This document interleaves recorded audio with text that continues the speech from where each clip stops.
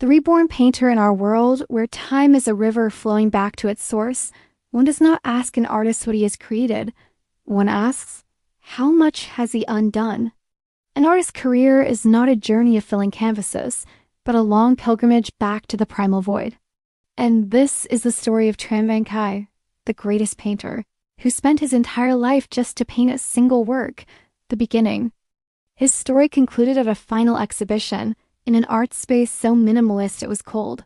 There were no vibrant paintings, no bold forms.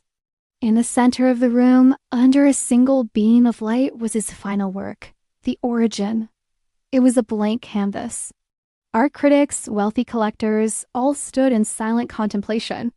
They were not looking at an empty piece of cloth.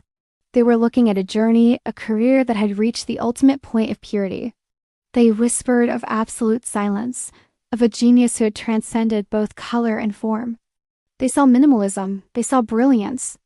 But perhaps they did not see a confession. The old painter, Tran Van Khai, 80 years old, his hair as white as frost, stood there quietly. He approached the work, holding a paintless brush, the one he had carried for 60 years. He raised it, and with a solemn gesture, he dabbed an invisible final point onto the empty space before the canvas. A serene, almost liberated smile graced his dry lips. It was not the smile of an artist who had just finished his masterpiece. It was the smile of a prisoner just set free. To understand this glorious void, we must go backward. We must wade upstream against his river of memory, through the layers of paint, through the lies, to return to the beginning of it all. His journey of unmaking began 10 years prior. Back then, he was at the pinnacle of fame, living in a cold glass mansion surrounded by awards. He had everything, and he had never felt so empty. He summoned the curator of the most prestigious museum. "Sir," the curator said, "we are deeply honored to display your red sunset." "I wish to reclaim it," Khai said, his voice calm. The $1 million abstract paintings were, one by one, reclaimed. The money was returned. The fame was carefully packed away. The cold mansion was sold. He left it to return to his old, cluttered garret, a place flooded with light and the familiar scent of turpentine. The place where his story and truth had ended, and a miracle began to happen. As he moved further from fame, as he grew younger in his art, the hidden lines began to emerge. On the old canvases, the complex abstract layers slowly peeled away, revealing realistic, painfully vivid portraits beneath. And it was always her, the woman with the bottomless, sad eyes. The one the world called his mysterious muse, the one nobody knew. They said she was a symbol of the artist's loneliness. They were wrong. She was not his muse. She was his regret. The current pulls us deeper still.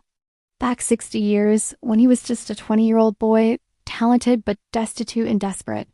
When this garret belonged to his teacher, Old Sao. Old Sao was a forgotten genius. He lived his entire life just to paint, indifferent to fame, and he loved one person. The woman with those sad eyes. The young Khai was his only student, the only one by his side as he lay dying on this old cot. Comma. Old Sao coughed, his voice frail. "Come here, my boy ... double quotes." The young man knelt by his bed, taking his thin, papery hand.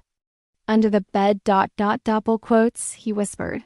"The old leather portfolio, my whole life, don't let it disappear with this old man. Don't let ... her." The forgotten ... double quotes. Old Sao breathed his last. Trembling, the young Khai pulled out the leather portfolio. Inside was not just paintings. It was a soul. Hundreds of sketches, groundbreaking ideas, techniques far ahead of their time. And there, in dozens of portraits, was her. Old Sao's muse, Old Sao's love. A treasure the world had never known. And here, the fatal moment. The scene rewinds. The portfolio is returned from Khai's hands to his teachers. His entire glorious early career. The portrait of sadness that launched his name to the heavens. It turns out was built upon the legacy he took from his deceased master. He had stolen his master's soul. He had stolen his master's muse. And here, the final moment, which was the beginning of it all. The young Tran Van Khai stands alone in the cold room of his dead teacher. He clutches the portfolio, his eyes torn between morality and ambition. He made his choice. His entire life after that, all the fame, all the complex abstract paintings, all the journey back to the blank canvas ... was in truth a single 60-year-long act of atonement. He was not a master creating. He was a thief returning every single stolen item. He unmade his paintings to return his master's ideas to the void. The blank canvas at his final exhibition was not emptiness. It was the purity of the moment before he opened that portfolio. It was the beginning he had spent his entire life searching for. It was his redemption. The music swells to a peak, then slowly fades into silence. In-depth analysis and lesson learned.